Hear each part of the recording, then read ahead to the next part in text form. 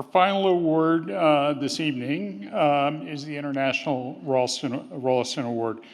This award was first presented at the Third International Conference on Reduction of Drug-Related Harm in Melbourne in 1992 and is given to an individual, group, or organization that's made an outstanding contribution to harm reduction at an international level. Thanks. This year's award goes to Liz Evans and Mark Townsend, the founder and former director,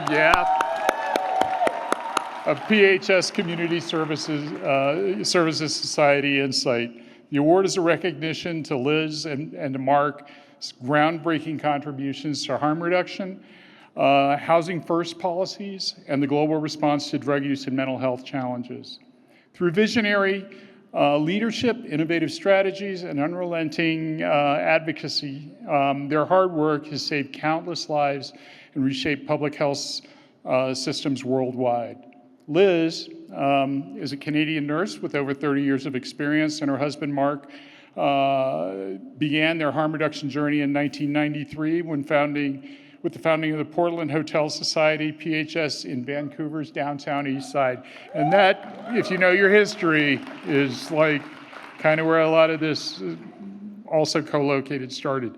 At the heart of their work was a bold, compassionate approach, creating housing first programs that prioritize stable shelter for individuals without preconditions such as abstinence from drug use or prior mental health stabilization. This innovative model not only challenged stigmatizing practices, but also laid the foundation for what is now internationally recognized as a best practice in housing policy. The transformative impact of their work extended far beyond housing. In 2003, Mark and Liz co-founded Insight, America's first legally sanctioned, supervised injection facility. Opened in collaboration with the Vancouver Coastal Health and Vancouver area network of drug users. Insight became a beacon of harm reduction amidst a devastating overdose crisis.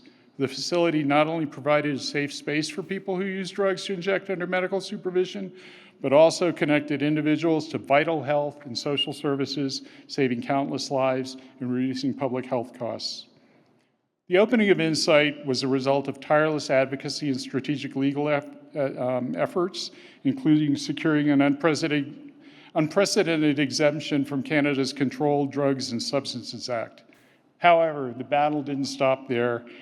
When a hostile federal government, because you know that federal governments can become hostile every few years, threatened to shut down Insight, Evans and Townsend spearheaded a landmark constitutional challenge.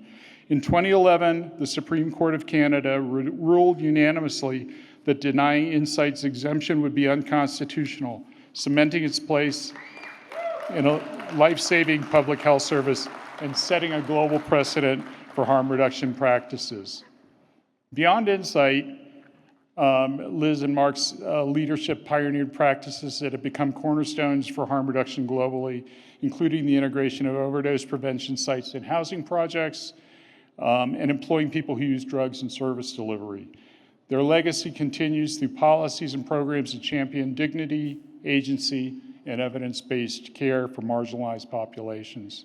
After leaving the Portland Hotel Society in 2014, Liz brought her expertise back to the United States where it was greatly needed, where she's led initiatives to expand overdose prevention services, pioneering a drug users health hub, and advanced harm reduction practices in her current role as Senior Director of Harm Reduction at Liberation Programs in Connecticut, United States.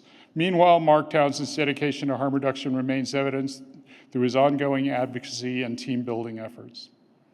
Together, Liz Evans and Mark Townsend exemplify the transformative power of harm reduction. Their work has inspired countless individuals and organizations to adapt compassionate, effective approaches to some of society's most pressing challenges.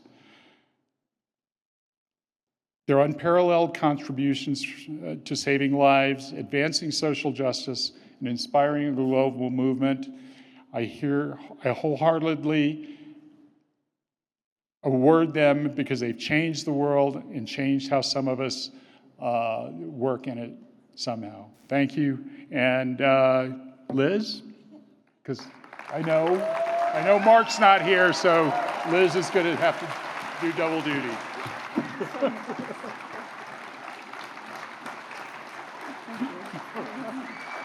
Thank you so much.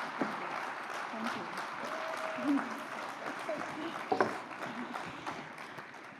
Well, thank you so much. It's really a huge honor. Also nervous. Firstly, I want to say thank you on behalf of Mark, who isn't able to be here today. However, I'm super happy to have my daughter, Asa, here, who is just recently started working in the harm reduction movement in the US. She's going to say a couple of words on Mark's behalf. This is really an incredibly tremendous honor. You know, Mark and I are really incredibly grateful to be part of an international harm reduction community and to know and have been inspired by so many brilliant, innovative, compassionate, and tireless advocates. We also feel incredibly fortunate to have met many of you over the last 35 years and that we're honored to call many of you our friends. I also want to acknowledge my new and lovely Connecticut family, some of whom I'm really excited to say managed to come here all the way to Bogotá just to learn from this community and this movement. But obviously this award isn't just for Mark and I. This award is for every teacher that we've ever had, every person that we've been honored to stand beside, every soul who has lived and died in the shadow of systems that were never built with their dignity or their humanity in mind. My journey in this work didn't begin in a classroom or as a drug user, but as a child who knew what it felt like to experience abandonment, psychological abuse, and who carried a quiet ache of invisibility. This pain became my point of connection to others who, like me, didn't fit, both full of shame and brilliance, grief and generosity, self-hatred, and the fierce, aching hope that maybe, just maybe, they were still worth loving. People who use drugs who are so often vilified, not for who they are, but because the world refuses to see who they really are. Wherever I've worked in Vancouver, the US, and internationally, it's this hatred that's followed. The names change, the contexts shift, but the blame and the cruelty are the constants. And yet people show incredible resilience, people who are funny, tender, and whole. People who live with unimaginable courage every day. We have learned from communities who taught us what survival really looks like, people who refused to be defined by their drug use even when the world tried to erase them. I met Mark in the summer in England when I was young, in my early 20s, and for the first time I felt seen. Our love has survived through many challenges. We've fought, struggled, built, and lost. Together we built the PHS, an organization that reshaped the way housing, services, and supports were brought to people who, before this work began, were not seen as worthy. Mark and I, alongside an incredible group of committed individuals, fought to open and keep open Insight. We stood with a community that became our family. We survived loss and we started again. I learned that giving everything doesn't mean you'll be seen, that devotion without self-love can make you disappear, and that survival sometimes means starting over with nothing. But Mark always saw me, and just as we saw the brilliance in people who were often told they were worthless, our relationship, just like this movement, has been tender, complicated, and tested. And through that, I have found space to simply exist, not as someone saving others, but as somebody who is finally whole. We've lost so many people to overdose, to HIV, to violence, to despair, but they are not invisible. Their names live in my heart and all of our hearts. Their lives guide our work, and I owe them everything. Those of you in this room, you know this fight. You carry grief. You carry love. And if you're tired, please know that power is not something that's ever given. It's something that you take back. And the end of one chapter, no matter how painful, is never the end of who you are. We all just keep on going. We keep on loving, and we keep on fighting. So thank you.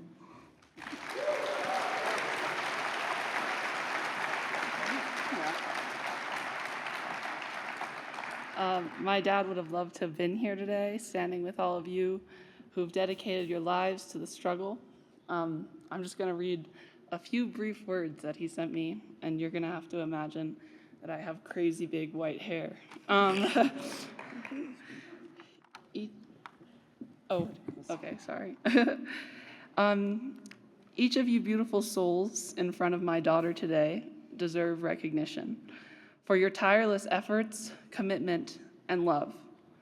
The work you all do is about making real change. I just want to share a quote by William Blake that I always used to keep on my desk. He wrote, "To create a little flower is the labor of ages. Each of our collective efforts contribute to a greater purpose. Thank you all for this incredible honor. I love and respect you. Thank you."